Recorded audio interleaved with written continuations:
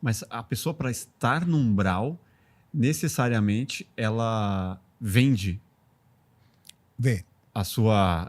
Não, fazer... umbral não é só um lugar disso. Umbral é um ambiente... a zona inferior é um ambiente onde... Como é que funciona? A bebida faz mal? Vamos pensar. Ela vem da natureza. Cana-de-açúcar. É uma coisa que não tem nenhuma coisa pesada nela. O que se torna pesada? Uma pessoa começa a fazer aquilo e fica presa. Então ela começa... Ela sofre dentro de casa, ela sofre com a família, ela não consegue fazer mais nada, a vida dela desanda, e ela cria um magnetismo conectado àquilo. Então o que acontece? Ela morre. E ela cria um magnetismo, é com ela. O vício, com ela. As sensações psicológicas, com ela. Só que não morre só um, morre uma cacetada, velho. E um ambiente é criado. Por quê? Acúmulo do mesmo tipo de sofrimento. Por exemplo, não existe umbral porque você come alface. Não quer dizer que toda pessoa que bebe vai, pelo amor de Deus. Nem a pessoa que fuma, não é nada disso. Mas existe uma possibilidade de seres se aproximarem de você porque eles morreram com aquela vontade. Cara, você sabe qual é a chance de você beber todo dia, fumar todo dia e não ter um espírito do seu lado? É zero. Zero. Se você fuma todos os dias, tem um espírito do seu lado. É impossível. Até você parar para pensar. E não é ruim. Não necessariamente. Porque, vê, você fuma. Sabe como é que acontece o cara cair no umbral? Os mentores, os médicos, você morre, eles vêm buscar você. Porque eles protegem. É que nem uma ambulância do SAMU. Trazem, tem um processo de desligamento, tudo no processo médico. Leva você para um pronto-socorro intermediário, você desperta lá fora, não sabe o que está acontecendo, mas você continua com vontade de fumar. Velho, você tem um cigarrinho aí, velho? Um cigarrinho aí. Não, aqui a gente não fuma, não. Você vai tentar explicar com calma para ele não tomar um susto. Eu morri, foi, mas eu preciso de um cigarrinho. Pelo amor de Deus, não tem aqui ninguém fuma. Cara, você sabe, já viu uma pessoa que fica sem cigarro? Enlouquece, velho. Sim. Enlouquece. Minha mãe morreu com cigarro. Cara, se eu não saísse para comprar cigarro para minha mãe quebrava a casa. Ela começava a gritar, a gente tinha que sair. Vamos comprar cigarro para ela, pelo amor de Deus. Aí o cara levanta e fala, não sai daqui, que você não está pronto ainda. Isso não levou você para um lugar sutil ainda. Ele nem vai conseguir até se recuperar. Você precisa ficar um pouco aqui. Eu preciso. Ele sai andando. Eu não posso segurar. Quando ele sai, ele vai para a área tóxica, que é a área de pessoas desarmonizadas. E o que acontece? Ele não é ruim, pô. Às vezes é um cara que só não é ruim, é um cara que tá viciado. Ele não sabe, ele começa a pegar a butuca do chão, ele começa a ser desesperado, um lugar de violência cheio. Imagina você entrar no meio de uma favela, começa a apanhar de gente que anda num lugar pesado, e não quer dizer, dominada pelo tráfico, que ela é dominada pelos espíritos. Até que ele do nada encontra um cara que estava fumando um pouco sem espírito do lado. Porque se você encontrar perto de um cara que tem, o cara ali bate. O espírito dono dele, eles são violentos. Quem controla o astral inferior da sua casa é o encosto que mora lá na casa. Você bate na porta, quem vai espiritualmente, quem entra na frente é ele. Ele não deixa ninguém passar, ele protege a casa com unhas e dentes. Isso acontece o tempo todo. Então ele encosta uma pessoa, sente prazer, sente saciar. Finalmente eu estou conseguindo sentir. Só que ele não é ruim, velho. E outra coisa, ele não pensa também que é ruim. Porque esse cara já fuma. Eu só encostei perto dele, aí acontece um processo de potencialização. Ele encosta, tá à vontade, ele dá vontade pro cara, o cara começa a fumar mais e entra em simbiose, aí acabou. É por isso que é o problema da desarmonia. Aí fica lá no umbral. Você tomar seu vinho fim de semana, sentar, tomar sua cerveja, zero bronca. Cara, alcoólatra não tem perfil de ficar com você se você bebe uma vez por semana. Ele só vai ficar com você se você bebe todo dia. Que bom. Uma vez por semana. Tá? Então não se sinta culpado, nem pesado. É uma coisa equilibrada, faz bem relaxar um pouco. Todo mundo tem um tipo de cachaça. O cara não bebe, ele joga. Sim. É o meu caso. Joga videogame, faz alguma coisa, toca música, que é o caso da gente, vai fazer alguma coisa. Que a gente faz. Mas se você faz uma coisa todo dia, se você comer alface todo dia, não vai ter espírito do seu lado. Porque ninguém morre viciado em alface. Mas se tem uma relação conectada àquilo, cara, é impossível. É muita gente necessitada. E na hora que um te pega, é difícil achar um sozinho. Ele tenta, com unhas e dentes, controlar, não deixar ninguém mexer. Ou, no máximo, deixa o espírito usar também. Mas nessa sua visão, então, para não ir para esse umbral, para esse lugar... Desarmonia interna. Você não pode ter vícios. Não, o vício é uma possibilidade, por quê? Uma das, tá? Uma das. Porque o cara tá com você a vida toda do lado, velho. É um ser que mora no umbral e você passa... O que acontece?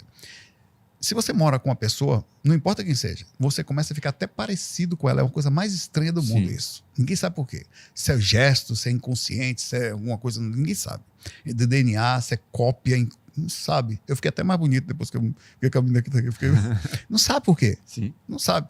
Essa mesma coisa acontece quando o espírito encosta em você. Ele leva você numa simbiose para também parte magnética que ele está. Então você começa a passar mal e não sabe por quê. Você faz passar mal, e você nem está fazendo nada. Pelo amor de Deus, eu quero fumar meu negócio em paz. Infelizmente, não é assim que funciona a matemática. Eu sou pé da vida com isso. Aí o cara vai ver pornô o tempo todo. Cara, se você assiste pornô todo dia, é impossível. Porque as pessoas morrem viciadas em sexo. E elas vão ficar nas bastidores. E vão usar a sua energia para isso, porque é uma necessidade. E vai ser seu dono. É a mesma coisa, você vai ser usado sexualmente o tempo inteiro. Porque, cara, eu sei que parece esquizofrenia.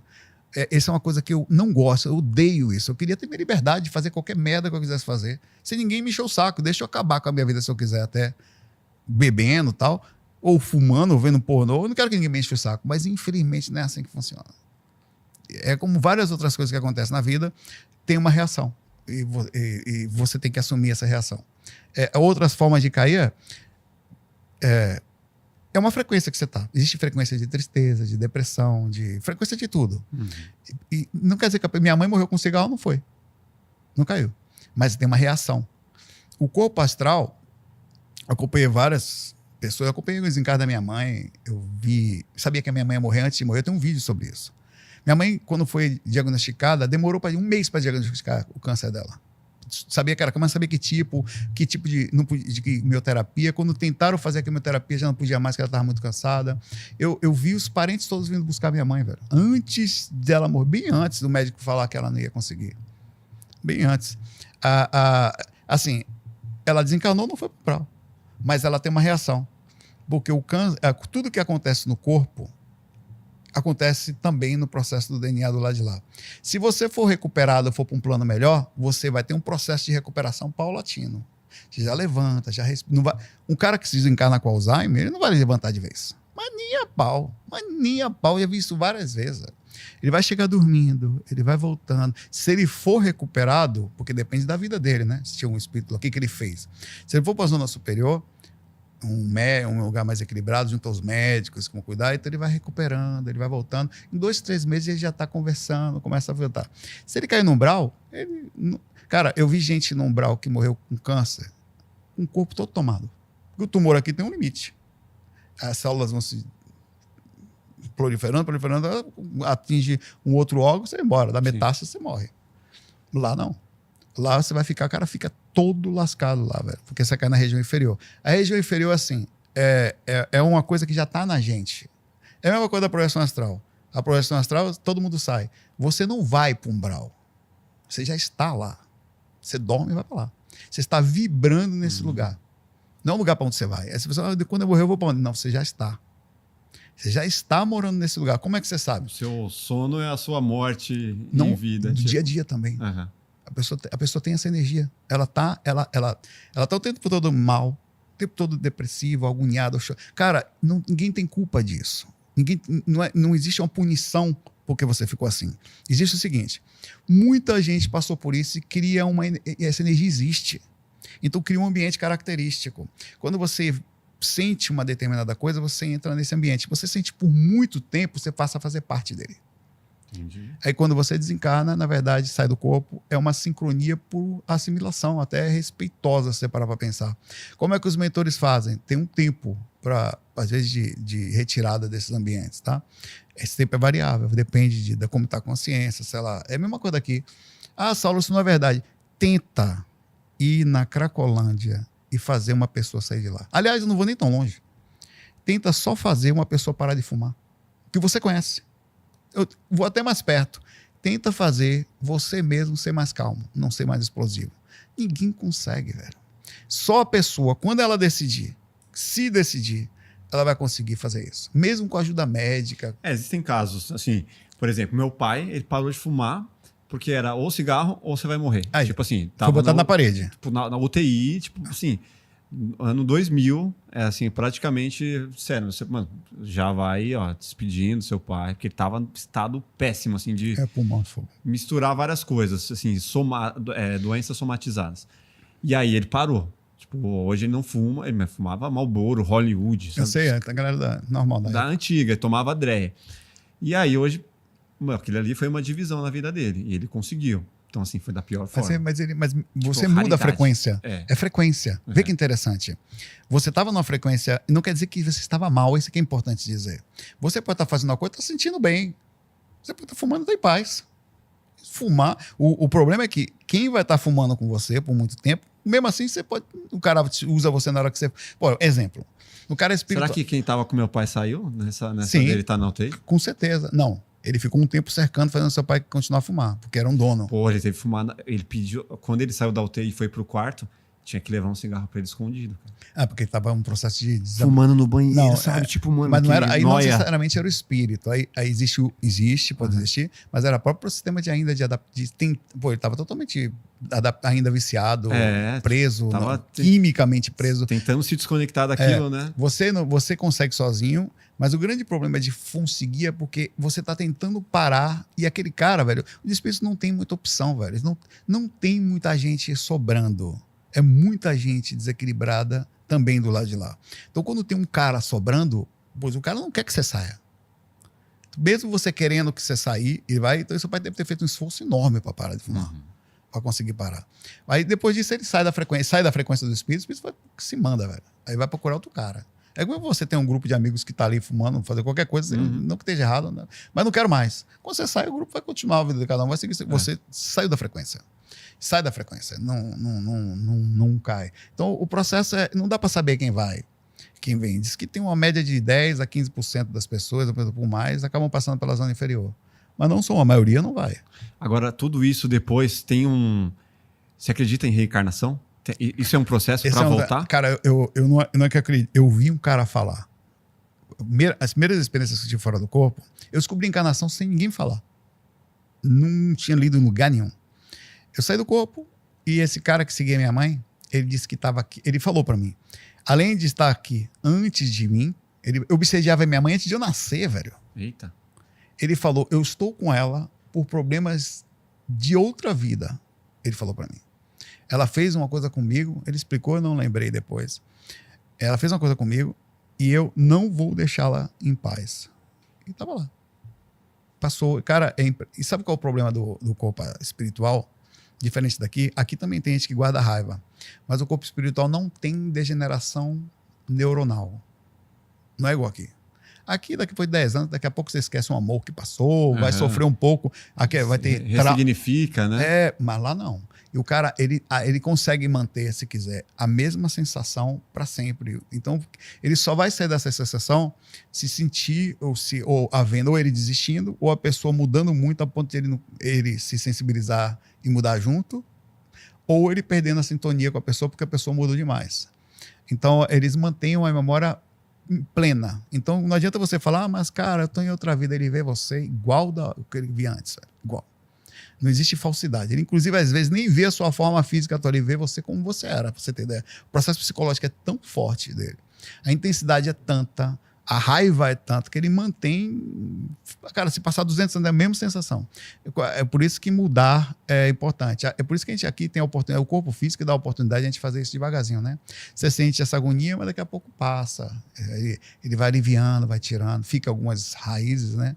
Pesadas em memória de longa duração, mas vai tirando. Lá, não. Isso é bom e ruim, né? Porque a gente sofre de saudade pelos nossos parentes. Os espíritos sofrem 10 vezes mais do que a gente.